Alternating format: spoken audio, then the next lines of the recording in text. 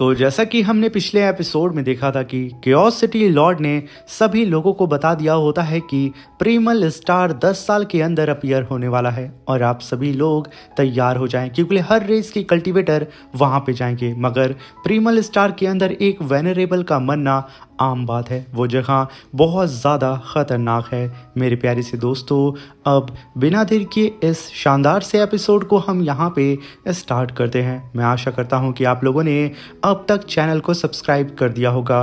इस एपिसोड की स्टार्टिंग में हमें लुओ फैंग, वेनरेबल ज़ानयान और वेनरेबल ब्लड विंग्स को दिखाया जाता है, जहाँ पे ब्लड विंग्स वेनरेबल ज़ानयान से कहते हैं कि क्या तुम मेरे साथ टीम अप करके प्रीमल स्टार चलना चाहोगे। तभी वेनरेबल ज़ानयान कहते हैं कि नहीं, मैं नहीं चाहूँगा, मेरी स्ट्रेंथ अभी भी काफ़ी नहीं है। तभी वहाँ पे एंट्री होती है वेनरेबल लॉन्ग यू की, जिसे देख करके लुओ फैंग तुरंत उनके पास जाके उन्हें ग्रीट करता है। तभी वहाँ पे blood wings venerable Long you से कहते हैं कि तुम यहाँ एक सुप्रीम ट्रेजर को बोरो करने के लिए आए हो। सही बोला ना मैंने, लॉन्ग यू। तभी वहाँ पे venerable Long Yu Luo Fang को ग्रीट करके उसे कहते हैं कि लुओ फैंग, सच बताऊँ तो हाँ, मैं तुम्हारे सुप्रीम ट्रेजर आर्मर को उधार लेना चाहता हूँ। मैं प्रीमल स्टार से वापस आते ही इसे रिटर्न कर दूंगा और इसके बदले मैं तुम्हें 10 हैवी ट्रेजर का रीपेमेंट भी दूंगा। हम एक कॉन्ट्रैक्ट भी साइन कर सकते हैं। तभी वहाँ पे बबाता लुओ फैंग से कहती है कि लुओ फैंग, 10 हैवी ट्रेजर, ये तो यकीनन काफ़ी अच्छी डील है। मुझे लगता है कि तुम्हें इस डील को एक्सेप्ट कर लेना चाहिए, हमारी लॉटरी लग जाएगी।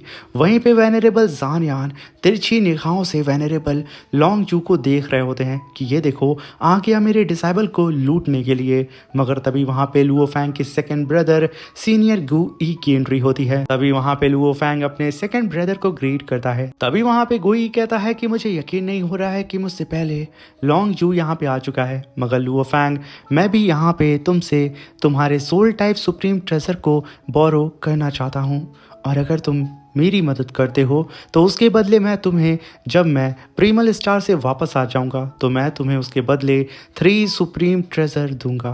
क्या तुम्हें ये डील मंजूर है।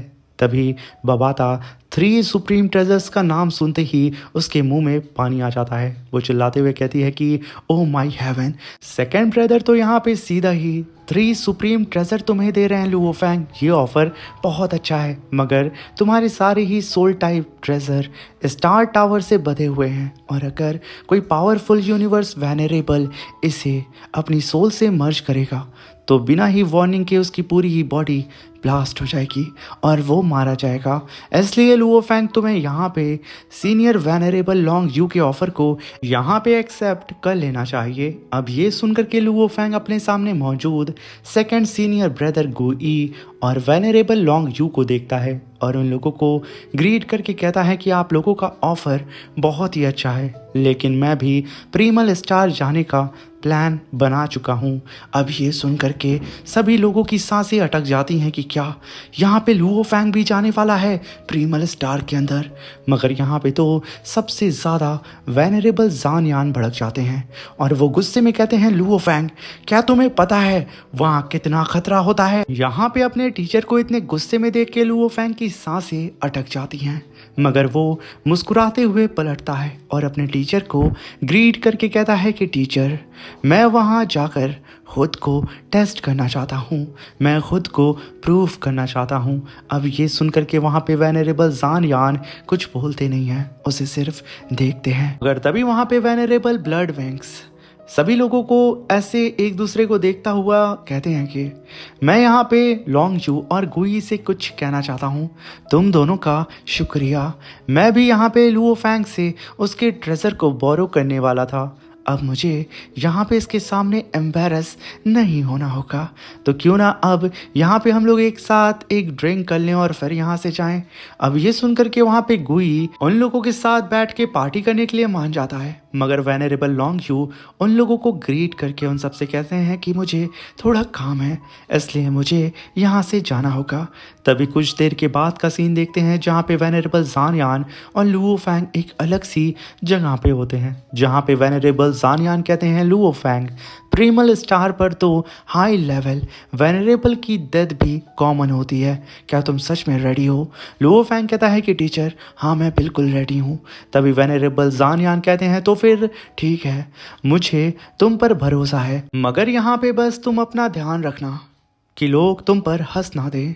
तभी वहाँ पे लुओ फैंग खड़ा होता है और अपने मन में सोचते हुए कहता है कि अब वक्त आ गया है ट्राइबल्यूशन आर्मर को वापस लेने का, जो टीचर सिटिंग माउंटेन गेस्ट ने यान एम्परर के पास छोड़ा है। और तभी सीन शिफ्ट होता है और हम बुआ को देखते हैं और उसके साथियों को, जहाँ पे बुआ का साथी कहता है कि लुओ फैंग प्रीमल स्टार जा रहा है, वो अभी सिर्फ एक इमॉर्टल है, अगर उसका सामना किसी एलियन रेस के पावर हाउस से हो गया तो क्या ये सीधा मौत को बुलाना नहीं होगा।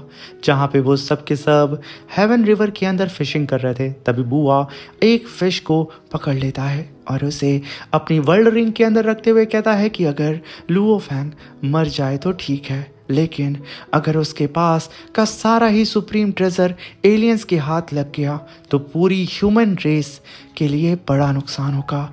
उस सूरत में लुओ फैंग एक गुनहगार बन जाएगा। और तभी सीन शिफ्ट होता है और हमें heavy arrow king Babata Luo Fang को दिखाया जाता है, जहाँ पे बबाता लुओ फैंग से कहती है कि लुओ फैंग, यान गॉड क्लैन की टेरिटरी ह्यूमन डोमेन से बहुत ही ज़्यादा दूर है। खुशकिस्मती से लुओ फैंग तुम्हारे डीमन क्लोन ने पूरे यूनिवर्स में कई टोकन्स कोड रखे हैं। ये पॉइंट यान गॉड क्लैन का सबसे नज़दीक है, लेकिन फिर भी बहुत दूर।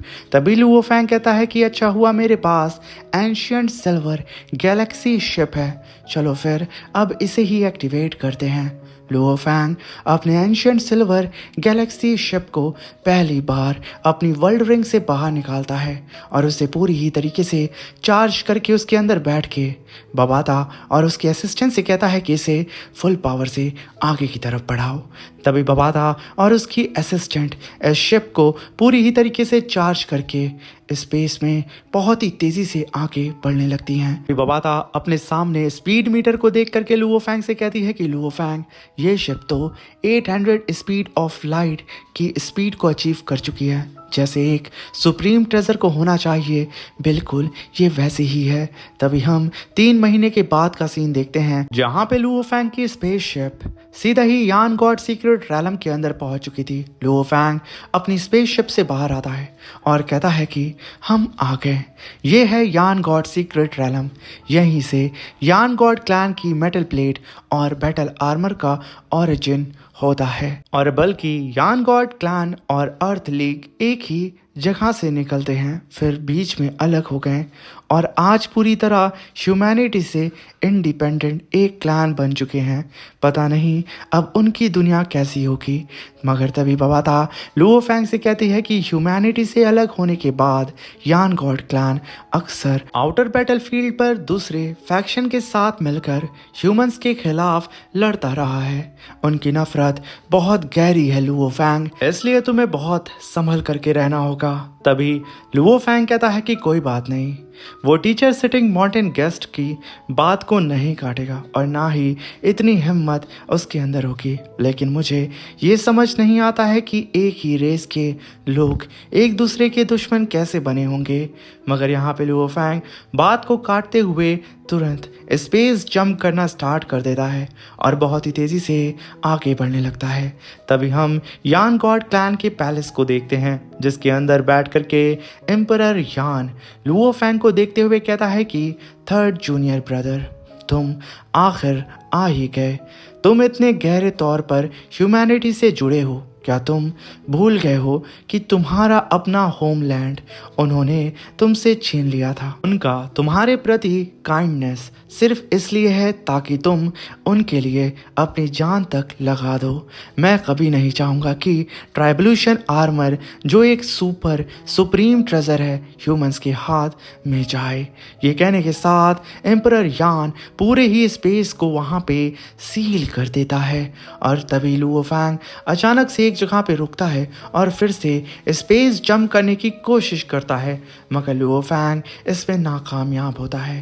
तभी लुओ फैंग कहता है कि ये क्या है, यहाँ पे तो स्पेक्ट्रियल फ्लक्चुएशन पूरी तरह सील हो चुकी है, क्या हो रहा है? क्या ये सब कुछ करने वाला मेरा सेकंड सीनियर ब्रदर है क्या?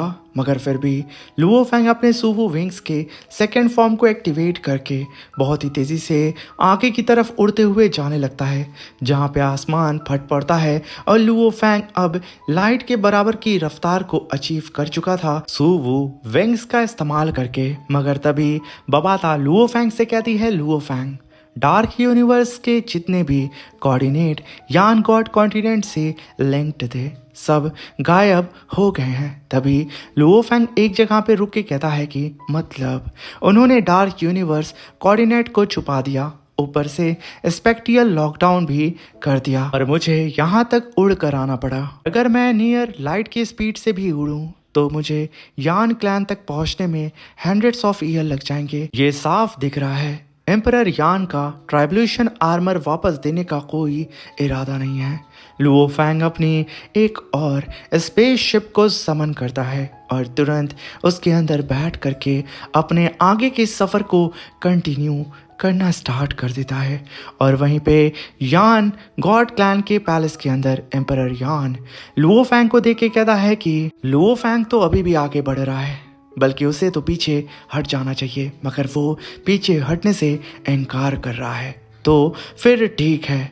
मगर वहीं पे हम लुओ फैंग को देखते हैं जो कि अपने स्पेस शिप के अंदर मज़े से चाय पी रहा होता है। उसे पता होता है कि एम्परर यान उसे देख रहा है।